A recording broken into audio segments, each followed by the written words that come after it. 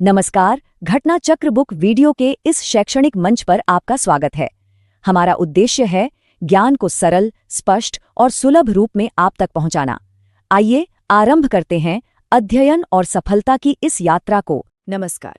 अच्छा, कभी सोचा है कि अपने घर से जो कूड़ा उठता है वो कौन उठाता है? या फिर मोहल्ले की जो स्ट्रीट लाइट खराब हो जाती है उसे ठीक कौन करता है? देखिए, ये सुनने में तो बहुत छोटी मोटी बातें लगती हैं, है ना? पर असल में ये एक बहुत बड़ी और बहुत ही जरूरी व्यवस्था का हिस्सा है। इसी को हम कहते हैं शहरी स्थानीय सरकार। तो आज हम इसी ब्लूप्रिंट को समझने वाले हैं जो हमारे शहरों को चलाता। तो सवाल ये उठता है कि हमारे शहरों को चलाता कौन है? सच में कौन? क्या वो मेयर है, कमिश्नर या कोई और ही है? देखिए, इसका जवाब ना उतना सीधा नहीं है जितना हमें लगता है, क्योंकि असली पावर किसी एक इंसान के हाथ में नहीं है, बल्कि वो तो एक बहुत ही पावरफुल कानून में छिपी हुई है। और वो शक्तिशाली कानून है भारत के संविधान का 74वां संशोधन। और यकीन मानिए, ये सिर्फ एक कानून नहीं है, ये वो ब्लूप्रिंट है, वो नक्शा है जिसने इंडिया के शहरी शासन की पूरी तस्वीर ही बदल कर रख दी। तो चलिए इसी मॉडर्न ब्लूप्रिंट को थोड़ा और करीब से देखते हैं। आखिर ऐसा क्या था इस 74th संशोधन में जिसने हमारे शहरों को चलाने का तरीका ही हमेशा हमेशा के लिए बदल दिया? ये नंबर 74 हमारे शहरों के लिए ये किसी गेम चेंजर से कम नहीं था। हुआ ये कि 1992 में जब ये 74वां संवैधानिक संशोधन आया, तो इसने पहली बार फर्स्ट टाइम शहरी स्थानीय निकायों मतलब हमारे म्युनिसिपल बॉडीज को एक संवैधानिक दर्जा दिया। अब इसका मतलब क्या हुआ? इसका मतलब ये हुआ कि वो अब सिर्फ राज्य सरकारों की कठपुतली बनकर नहीं रह गए, बल्कि अपने आप में एक पावरफुल सरकारी इकाई बन गए। तो इस संशोधन ने असल में किया क्या? इसने हमारे संविधान में एक बिल्कुल नया हिस्सा जोड़ा, पार्ट 9A। इसे ऐसे समझिए कि जैसे नगर पालिकाओं के लिए एक पूरा डेडिकेटेड चैप्टर लिख दिया गया हो, और इसी ने उन्हें पहली बार संवैधानिक मान्यता और एक तरह की सुरक्षा दी। मतलब अब वो सिर्फ कागज पर मौजूद नहीं थे, बल्कि संविधान खुद उनकी रक्षा कर रहा था। और हाँ, इस संवैधानिक दर्जे के साथ आई असली पावर, और ये पावर आती है 18 सब्जेक्ट्स की एक लिस्ट से। अब ये 18 सब्जेक्ट्स क्या है? अरे, ये वो सब कुछ है जो किसी भी शहर को असल में एक शहर बनाते हैं। संविधान की जो 12वीं अनुसूची है, उसमें ये 18 विषय दिए गए हैं। जरा सोचिए, अर्बन प्लानिंग से लेकर सड़कें बनाना, पानी की सप्लाई, पब्लिक हेल्थ और यहाँ तक कि स्लम इम्प्रूवमेंट जैसे बड़े और ज़रूरी काम भी अब सीधे सीधे नगर पालिकाओं की जिम्मेदारी बन गए। तो ठीक है, ये तो हो गई कानून की बात, थ्योरी।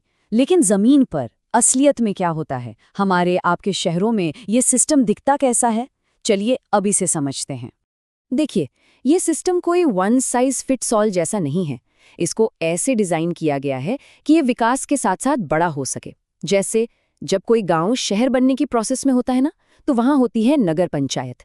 फिर जो छोटे शहर होते हैं उनके लिए होती है नगर परिषद। और दिल्ली, मुंबई जैसे जो बड़े महानगर हैं, वहां काम करते हैं बड़े बड़े नगर निगम। और हाँ, चाहे नगर पंचायत हो, नगर परिषद हो या नगर निगम, एक नियम सब के लिए बिल्कुल बराबर है, और वो है 5 साल का फिक्स्ड कार्यकाल। इसका सीधा मतलब यह है कि हर 5 साल में लोगों के पास अपनी लोकल सरकार को चुनने या बदलने का मौका होता है। और यही तो वो चीज़ है जो लोकतंत्र को बिल्कुल जमीनी स्तर पर मजबूत बनाती है।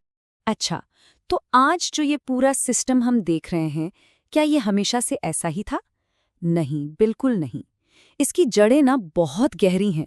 तो सवाल ये है कि आखिर ये सब शुरू कहाँ से हुआ? चलिए थोड़ा टाइम में पीछे चलते हैं और इतिहास में झांकते हैं। देखिए, हमारी ये कहानी 2 बहुत ही इम्पॉर्टेंट पड़ावों से गुजरती है। पहला है साल 1688, जब भारत में शहरी शासन का कह सकते हैं पहला बीज बोया गया, और दूसरा पड़ाव आता है 19वीं सदी में, जब एक बहुत दूर की सोचने वाले लीडर ने इसे एक मजबूत विचार के तौर पर स्थापित किया। तो चलिए सीधा कहानी की शुरुआत में ही चलते हैं, उस शहर और उस साल में जहां भारत के पहले पहले नगर निगम ने जन्म लिया। साल था 1688 और शहर था मद्रास, जिसे आज हम चेन्नई के नाम से जानते हैं। जी हाँ, यहीं पर भारत के सबसे पहले म्युनिसिपल कॉरपोरेशन की स्थापना हुई थी। और ये उस जमाने में एक बहुत बहुत बड़ा कदम था, जिसने भारत में शहरों को एक ऑर्गेनाइज तरीके से चलाने की नींव रखी।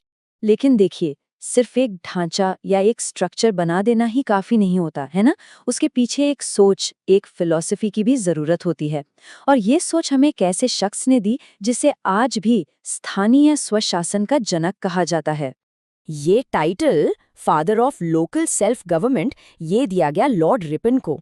रिपन का ये मानना था कि असली डेमोक्रेसी तो तभी है जब लोग अपने लोकल मामलों के फैसले खुद लें, और उनका यही विचार, यही सोच आज की हमारी पंचायती राज और नगरपालिका व्यवस्था का आधार बनी।